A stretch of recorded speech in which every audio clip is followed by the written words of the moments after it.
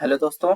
तो आज के क्लास में हम जानेंगे कि पैलिंड्रोमिक सीक्वेंस क्या है, स्टिकी इंड क्या है और ब्लंट इंड क्या है। तो आज के क्लास का जो टॉपिक है वह यही है कि पैलिंड्रोमिक सीक्वेंस को हम आज के क्लास में जानेंगे, स्टिकी इंड को जानेंगे और ब्लंट इंड को जानेंगे। इन तीनों जो टॉपिक है आज के क्लास का, इन तीनों पर हम डिटेल से जानेंगे और अच्छे से भी समझेंगे, क्योंकि ये जो तीनों टॉपिक है ये आपके एग्जाम के लिए बहुत ही इंपॉर्टेंट हो जाता है और इस टॉपिक से एमसीक्यू टाइप क्वेश्चन यहाँ से बहुत आपके एग्जाम पेपर में पुटअप किए जा सकते हैं। तो आप इस क्लास को थोड़ा भी स्किप ना करें और अच्छे से पूरे क्लास को अटेंड करें। तो सबसे पहले हम देखेंगे कि पैलिंड्रोमिक सीक्वेंस किसको बोलते हैं। तो पैलिंड्रोमिक सीक्वेंस को समझने से पहले आप थोड़ा सा एक एग्जाम्पल को समझिए, तो उस एग्जाम्पल के थ्रू आपको और इजी वे में समझ में आएगा। तो एक एग्जाम्पल आप समझिए कि जैसे हम कोई वर्ड ले रहे हैं, जैसे कि आप एग्जाम्पल में लीजिए लेवल वर्ड। तो ये एक ऐसा वर्ड है जिसको हम फॉरवर्ड भी अगर रीड करते हैं या फिर बैकवर्ड रीड करते हैं तो एक ही प्रकार के वर्ड्स हमें मिलते हैं। जैसे आप अगर फॉरवर्ड इसको रीड किए तो LEVEL आपको ऐसा वर्ड मिला, लेकिन अगर आप जैसे ही इसको बैकवर्ड रीड कर रहे हैं तो आपको भी वैसा ही वर्ड मिल रहा है, वैसा ही वर्ड का सीक्वेंस मिल रहा है जैसा कि हम फॉरवर्ड पर रीड करने पर हमको मिलता था। तो ऐसा एंडोन्यूक्लियस एंजाइम का सीक्वेंस जिसको फॉरवर्ड भी रीड करने पर एक ही प्रकार का सीक्वेंस मिले और जिसको बैकवर्ड भी रीड करने पर एक ही प्रकार का सीक्वेंस मिले, इस प्रकार के सीक्वेंस को हम पैलिंड्रोमिक सीक्वेंस के नाम से जानते हैं।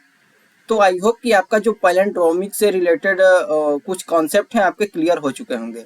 तो पैलिंड्रोमिक सीक्वेंस में आप एक एग्जांपल को भी समझिए। तो ये जो पैलिंड्रोमिक सीक्वेंस है इसमें हम एग्जांपल को ले रहे हैं, एग्जांपल में है इको आरआई इंडोन्यूक्लियस एंजाइम। तो जो ये इको आरआई इंडोन्यूक्लियस एंजाइम है, इसको न्यूक्लियोटाइड के बीच के फास्फोडाइएस्टर बॉन्ड को ब्रेक करने के लिए एक स्पेसिफिक सीक्वेंस की रिक्वायरमेंट होती है और उस सीक्वेंस का नाम है GAATTC। तो ये जो सीक्वेंस है, तो इस सीक्वेंस को हम अगर फॉरवर्ड भी रीड करते हैं या फिर बैकवर्ड रीड करते हैं तो हमें एक ही प्रकार का सीक्वेंस मिलेगा। तो इसीलिए इस प्रकार के Eco RI restriction endonuclease enzyme को हम पैलिंड्रोमिक सीक्वेंस का एक एग्जांपल के रूप में ले सकते हैं। तो आई होप कि आपको ये जो पैलिंड्रोमिक सीक्वेंस है अच्छे से समझ में आ गया होगा कि जैसा ऐसे रिस्ट्रिक्शन इंडोन्यूक्लियस एंजाइम का सीक्वेंस जो कि फॉरवर्ड और बैकवर्ड दोनों में ही रीड करने पर एक ही प्रकार का सीक्वेंस हमें प्राप्त होता है। तो इस प्रकार के इंडोन्यूक्लियस एंजाइम को हम पैलिंड्रोमिक सीक्वेंस के नाम से जानते हैं। तो आइए अब हम बात करते हैं स्टिकी इंड पे कि स्टिकी इंड हम किसे बोलेंगे।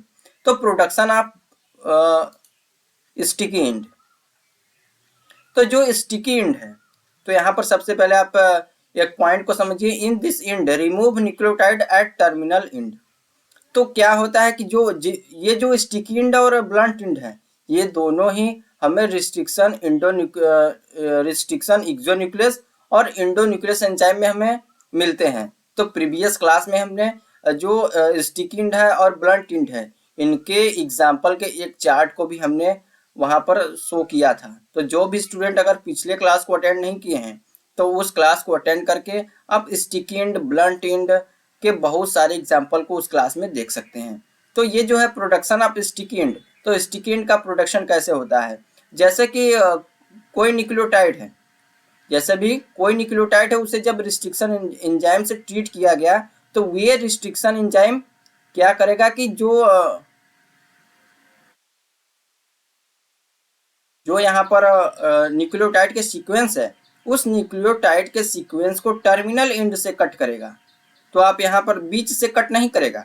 स्टिकी इंड कैसे प्रोड्यूस होगा, जब कोई भी रिस्ट्रिक्शन एंजाइम को हम किसी न्यूक्लियोटाइड्स डीएनए के न्यूक्लियोटाइड से हम ट्रीट करवाएंगे तो ये जो न्यूक्लियोटाइड के सीक्वेंस है उसको वो टर्मिनल एंड से जब कट करेगा तो इस प्रकार जो इंड हमें जो इंड प्रोड्यूस्ड होगा उस प्रकार के इंड को हम स्टिकी इंड के नाम से जानते हैं। तो जब जैसे यहाँ पर एक मान लीजिए डीएनए का एक न्यूक्लियोटाइड्स है, इस न्यूक्लियोटाइड को जब हम इको आरआई रिस्ट्रिक्शन एंजाइम से जब हम ट्रीट करवाते हैं तो ट्रीट करवाने के बाद हमें क्या प्राप्त होता है कि ये क्या करता है कि इस न्यूक्लियोटाइड के सीक्वेंस को, डीएनए के इस न्यूक्लियोटाइड सीक्वेंस को टर्मिनल एंड से क्लीवेज करता है। तो इस प्रकार के जो टर्मिनल एंड हमें प्राप्त होते हैं, तो इसे ही हम स्टिकी एंड के नाम से जानते हैं। तो आई होप आपका स्टिकी एंड से भी रिलेटेड जो भी कॉन्सेप्ट है वे क्लियर हो गया होगा। तो आज के क्लास का अब लास्ट टॉपिक देखते हैं, जो है कि प्रोडक्शन ऑफ ब्लंट एंड। तो ब्लंट एंड को अब हम देखेंगे। तो यहाँ पर सबसे पहले जो पहला पॉइंट यहाँ पर लिखा गया है उसको आप समझ लीजिए कि in this end do not remove any nucleotide at terminal of DNA strand. तो ये जो एंड है प्रोडक्शन ऑफ ब्लंट एंड।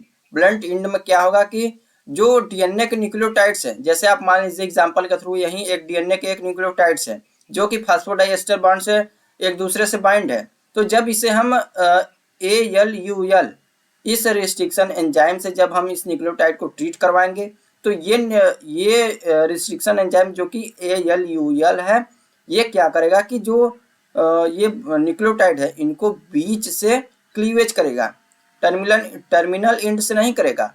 क्योंकि अगर टर्मिनल एंड से करता है तो वहां पर हमें वहां पर प्रोड्यूस्ड होता है स्टिकी एंड, लेकिन ब्लंट एंड की यहाँ पर बात हो रही है। तो जब हम इस न्यूक्लियोटाइड्स को ALUL एंजाइम से ट्रीट करवाएंगे, रिस्ट्रिक्शन एंजाइम से ट्रीट करवाएंगे, तो यहाँ पर ये जो रिस्ट्रिक्शन एंजाइम है ALUL, ये न्यूक्लियोटाइड्स को बीच से क्लीवेज करेगा।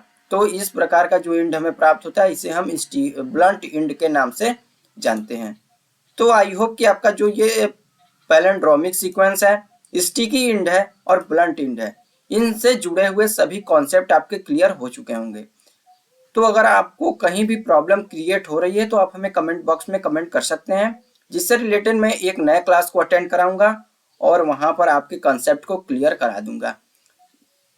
तो अगर आप हमारे चैनल पर नए हैं तो चैनल को सब्सक्राइब कर लें और बेल आइकन को भी साथ ही साथ प्रेस कर लें, क्योंकि जिससे कि हमारे चैनल पर आने वाले सभी अपडेट आप तक सबसे पहले पहुंचते रहें। तो आज की क्लास में बस इतना ही।